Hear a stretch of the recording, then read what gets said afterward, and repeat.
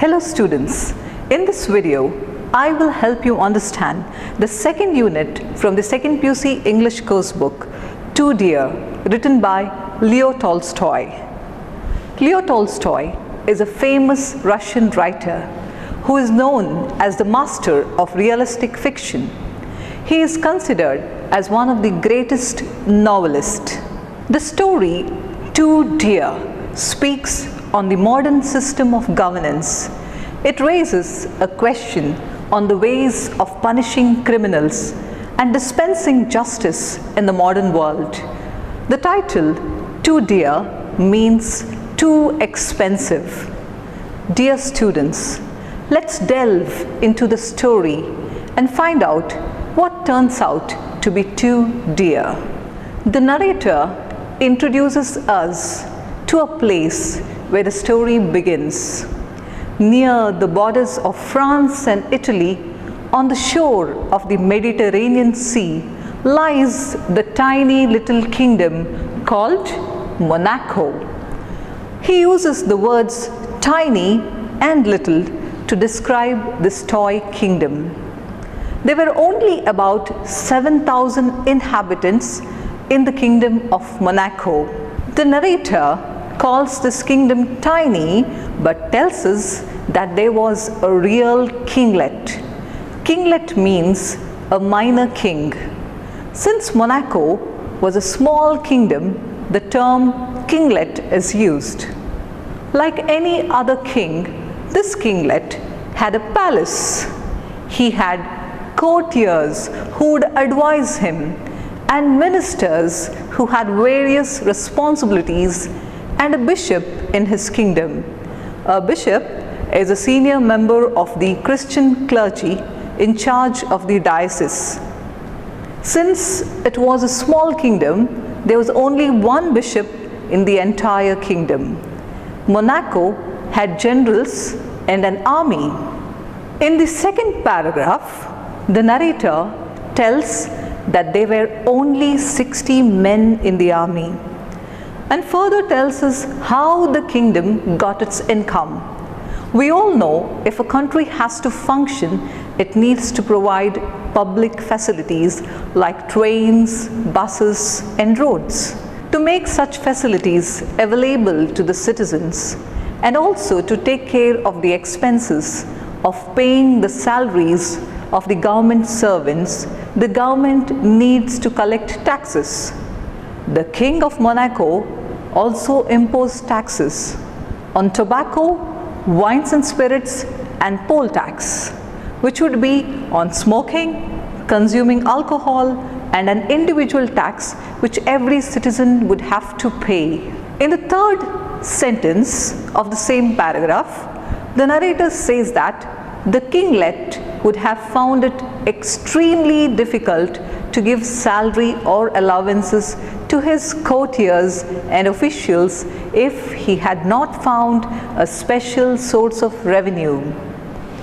The special source of revenue came from the gaming house where people played roulette. Roulette is a game played in the gaming house as displayed on the screen. The keeper of this gaming house made a lot of profit and paid a large sum to the prince. The narrator tells us that the German sovereigns used to keep the gaming houses earlier, but they were forbidden. Look at the word forbidden. The word forbid could be used in the present tense, forbade in the past tense, and forbidden is the past participle of this word. The German sovereigns used to keep the gaming houses earlier, but they were forbidden by the people because those who lost in the gambling would sometimes drown or shoot themselves in despair. Therefore, the Prince of Monaco remained with the monopoly of this business.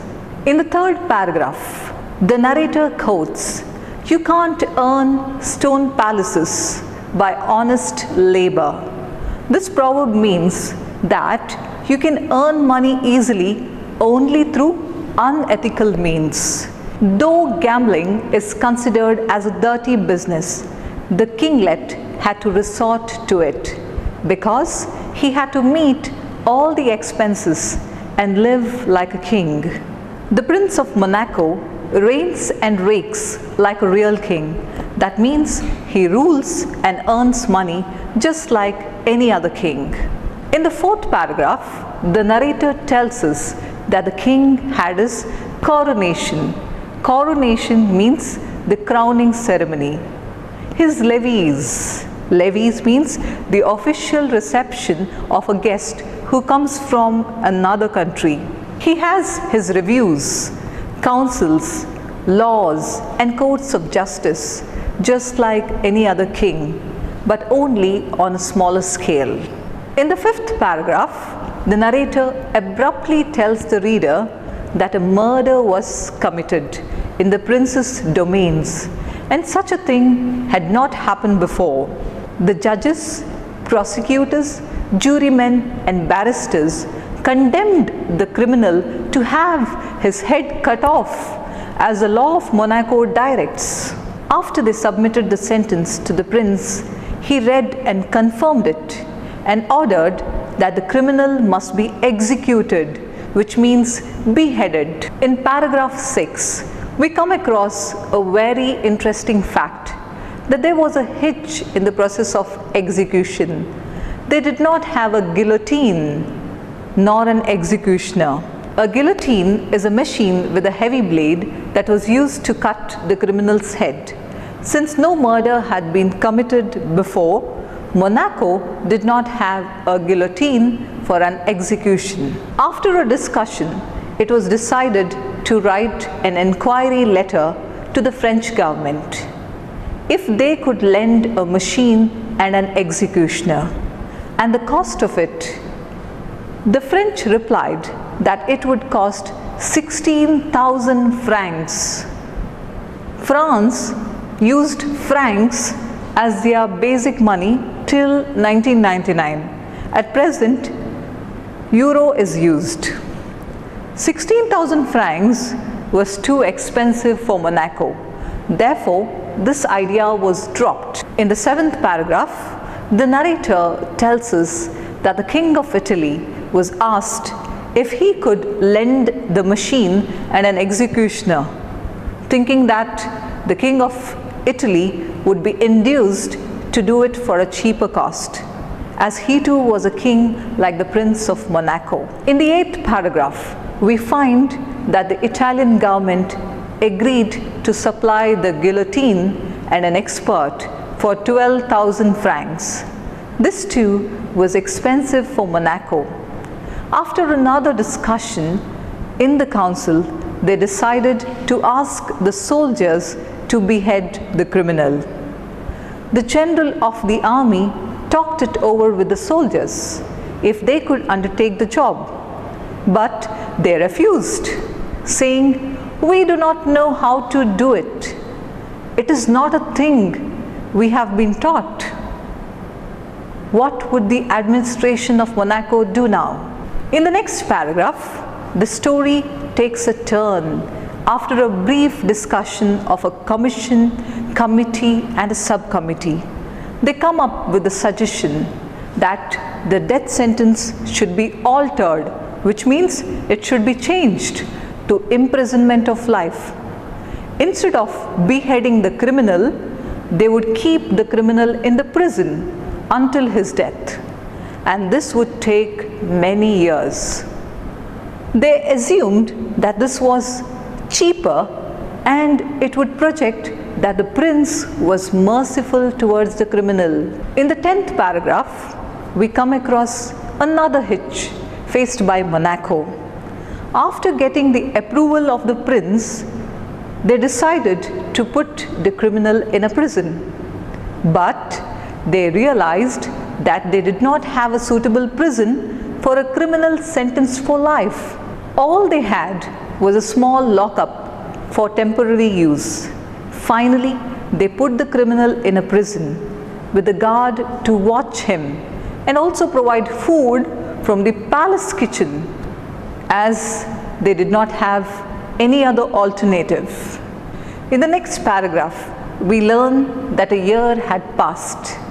Like any other organization that looks into the income and expenses of the year, the Prince of Monaco too checked the account. He was so worried that they had spent 600 francs for a year on the criminal's food and the guard.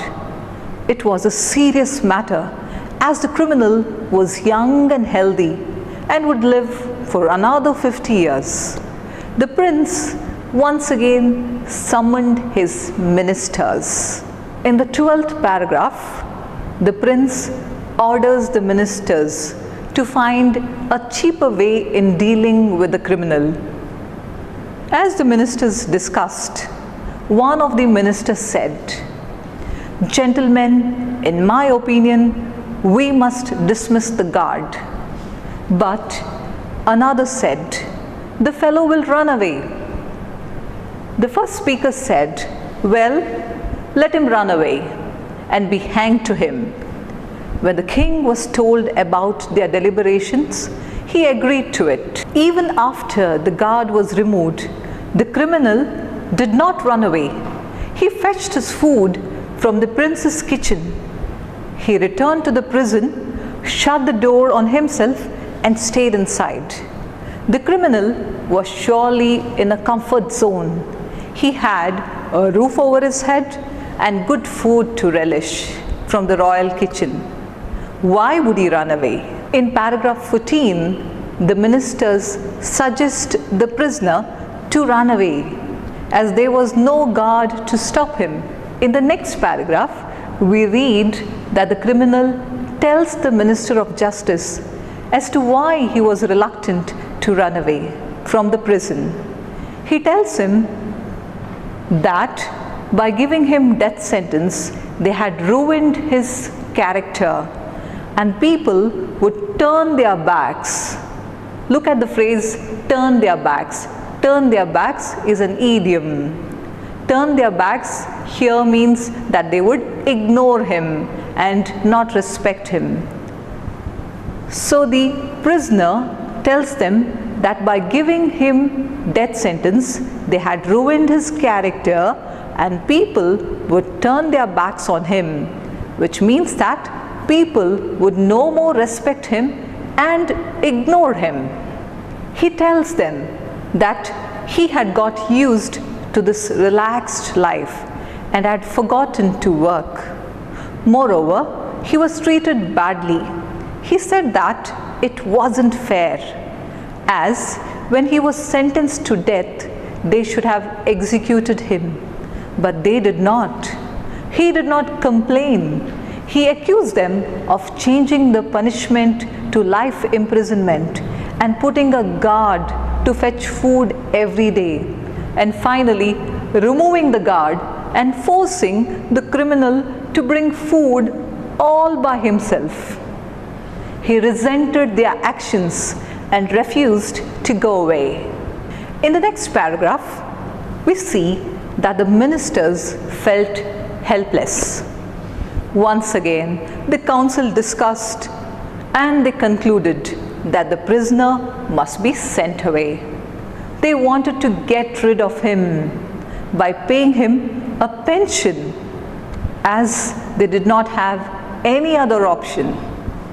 After reporting the matter to the prince, they called the criminal and offered to pay 600 francs as a pension. They thought that paying a fixed amount of 600 francs every year would be cheaper than keeping the criminal in the prison, as the cost of living would increase as years roll by. In the 17th paragraph, the criminal agrees to take the pension on a condition that they should pay him the pension amount regularly. In the 18th paragraph, we learn that the prisoner received 1/3 of his annuity. Annuity means annual pension.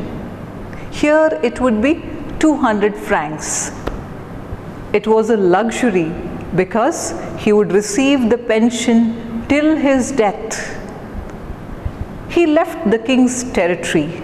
The distance travelled was only quarter of an hour by train, that is 15 minutes. He emigrated. Emigrated means settled permanently in another place. He settled across the frontier. Frontier means border. So the criminal settled across the border and he bought a bit of land and started market gardening and lived there comfortably. Tolstoy concludes the story saying that the prisoner goes to Monaco every month at the proper time to draw his pension, after which he goes to the gaming house and stakes 2 or 3 francs. Sometimes he wins, sometimes he loses. He lives peaceably and well without any problem. In the concluding paragraph, we can infer that the criminal was lucky to commit a serious crime like murder in Monaco, where they let him go and also offered a pension to get rid of him. Dear students, this is how dealing with the criminal proved too dear to the prince and the kingdom of Monaco. Thank you.